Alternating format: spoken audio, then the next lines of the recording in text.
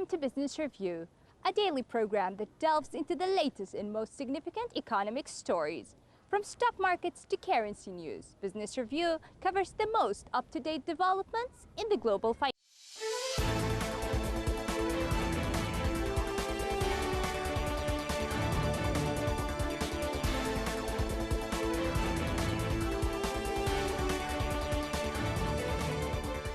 The first train of the China-ASEAN Multimodal International Rail Freight Transport Service, which mainly serves the Beijing-Tianjin-Hebei region, departed from Baoding City, North China's Hebei province, opening a new channel for trade between China's inland cities and ASEAN countries.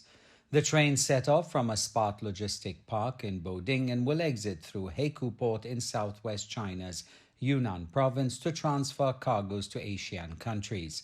The total length of the line is more than 5,000 kilometers. The whole journey takes almost 80 hours, which is nearly 30 hours less than road transport. The Honghe area of China, or Yunnan Pilot Free Trade Zone, takes advantage of the rail freight service to develop its logistics industry and promote its cooperation with ASEAN countries in broader fields and at higher levels. At the same time, the Honghe area contributes to the opening of logistic channels of foreign trade so to better serve the enterprises of the Beijing-Tianjin-Hebei economic circle.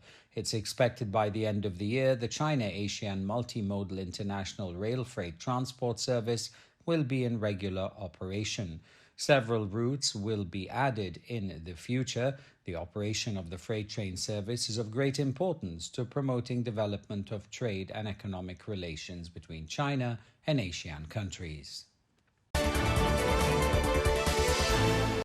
Britain and the European Union have given negotiators until December 13th evening to break the deadlock over fishing rights, and EU demands for Britain to face consequences if in the future it diverges from the bloc's rules. British Prime Minister Boris Johnson must decide whether the deal on offer is worth taking or the future freedom and domestic political benefits afforded by leaving without one outweigh the economic costs.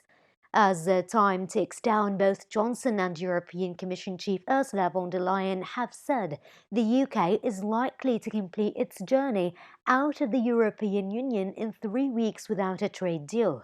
A Brexit without a trade deal would damage the economies of Europe, send shockwaves through financial markets, snarl borders, and sow chaos through the delicate supply chains which stretch across Europe and beyond.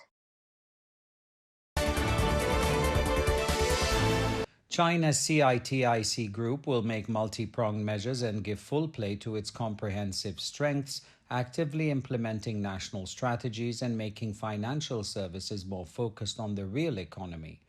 The chairman, Zhu Hejing, said that while delivering a speech at the Financial Forum, the CITIC Group will give full play to its comprehensive advantage of combining finance and industry, actively implementing the national strategy, promoting integration, coordination and expansion with the goal of building an outstanding enterprise group and a century-old national brand. Zhu, who's also party chief of the group, said CITIC will promote scientific and technological innovation and make new breakthroughs in key areas. It was first held in 2010. The annual forum kicked off this time in Beijing with a focus on the mission of industry and finance in new development paradigm. Participants from the government, of course, economic and business circles exchanged their ideas on how to facilitate high-quality economic development in the new era.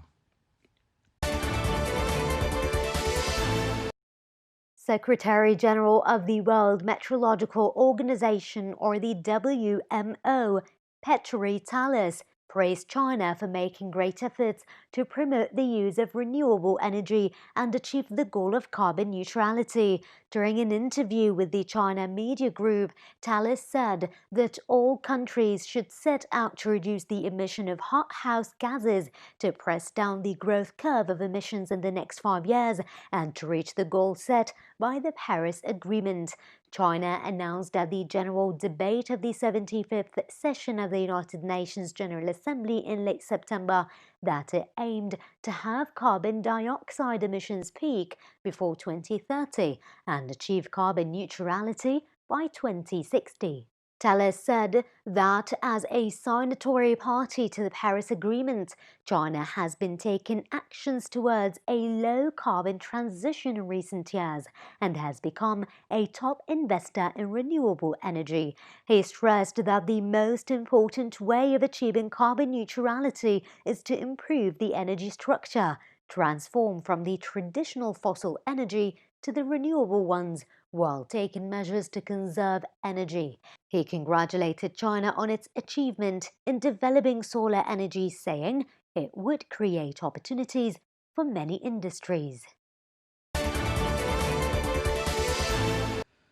The China Securities Regulatory Commission, the CSRC, said that the recent decision by the country's stock exchange to suspend the initial public offering or IPO registration of some companies was in accordance with laws and regulations. The development of China's capital market has accelerated in recent years, and the development of direct financing has shown a positive state of accelerated development. The volume of direct financing reached $12.2 trillion by the end.